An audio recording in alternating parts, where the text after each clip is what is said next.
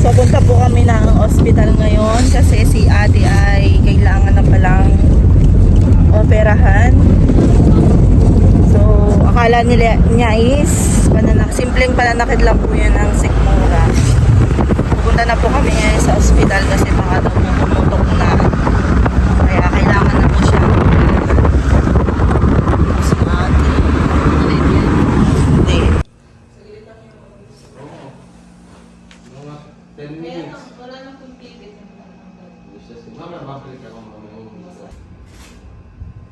Dali na po si ate sa OR. Yan. Okay na po siya. Sabi nang wag ibaba. Wait lang yung damit ni ate. Yan po. Ay nangihingi ng life update kay ate. Guys, dadali na po si ate sa OR.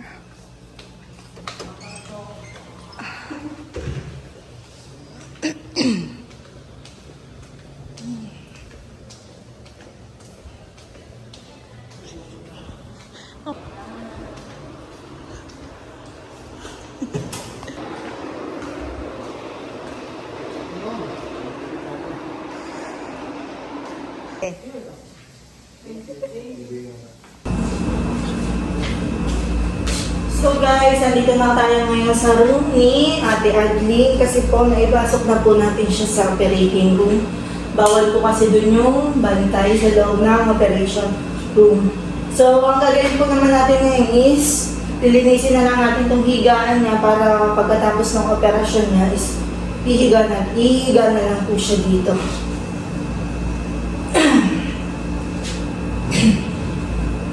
Yung po ng tabi po muna natin.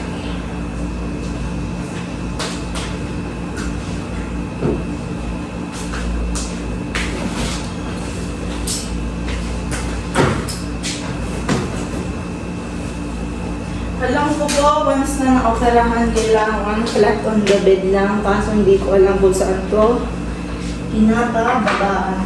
Ay, ito pala. Papababaan na po natin siya.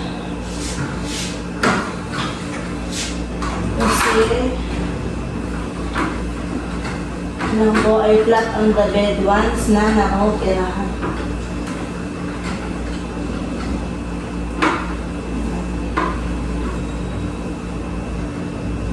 Siguro.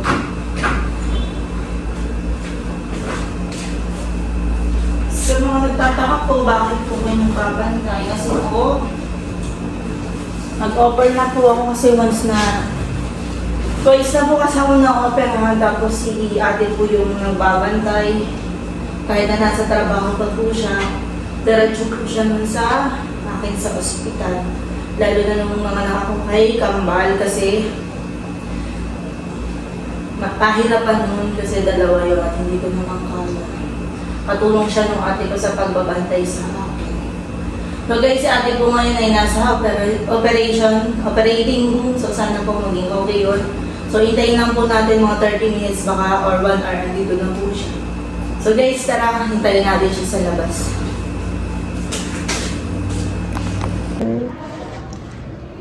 So, yan po yung nakuha kay ito yung nasa na yun? Nasa na? Ayun. Ito yung bumara. Napakaliit niya pero nakabarado siya. Okay? So, yun yung nagkakos ng pain. And then, ang laman, ito po ay magang-magana po ito. Okay? Yan. Magang-magana yan. Buksan natin.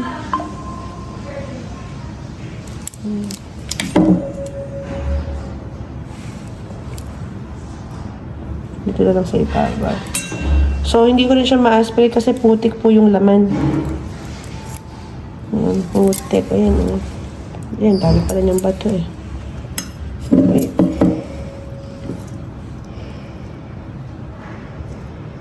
Ayan, so napakalapot.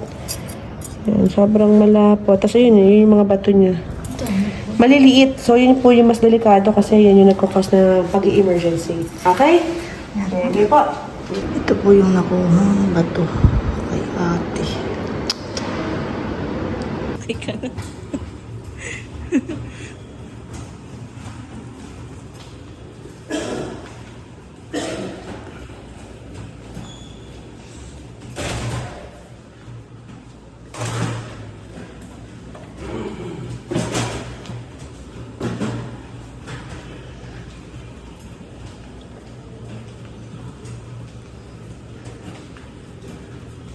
uuwi na po kami. Yan na po si ate. Yayain nyo na po ulit mag-samgyup.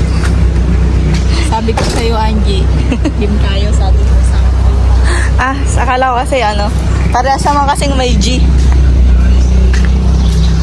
Ayan, sinundo na po tayo.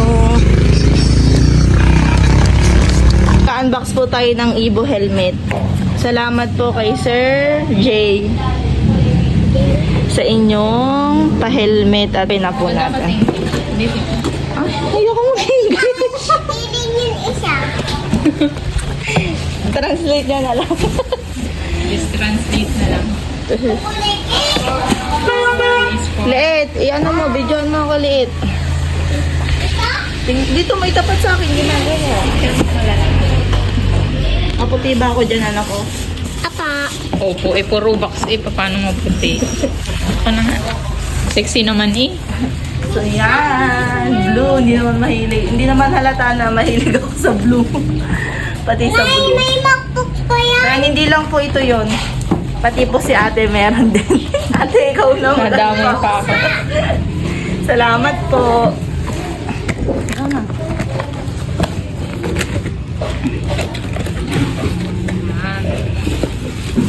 Kulay pink kay Tita Ate din. Girl, thank you for this helmet. Helmet. Oh, ang girl na girl mo naman dyan. Girl ako nga ngayon dito. Ako lalaki. Thank you. Ang girl na girl mo naman dyan. Asan kaya ang motor? Ito boy na boy. Wala namang motor. May lisensya, may helmet, wala namang motor. Okay nga yan, masike para hindi pag naano ka. Yan, para pag nagbabike tayo, Pambike pala. safe tayo. Okay, thank you. Cute naman yan, no? Cute ng pagka-pink na doon. Kilala nyo na ako. Double visor din ba yan? And double visor and may ano pa, free. May free arm sleeve. Pwede rin yan. Yung rescue pwede. Guys, hindi ito sponsored ng Evo, pero baka naman katagumpay. Yun, tagumpay kami na Angie. So yan, May pa ano na. arm sleeve. Isa pa. Bubuksan ko na rin to ha. Sige, so Oo, may presyo pa. super din yan. Ito pa, may presyo din pala to. Magkano? 4595. Presyo yan. Isisirahin ko na to. Dito tayo Alin? Yun, may arm sleeve na ano. Pwede Radio, dyan mo naman ang Ito talagang gamit na gamit sa akin. Ganito ka din, di ba? Ah. Thank you, yun lang. Back!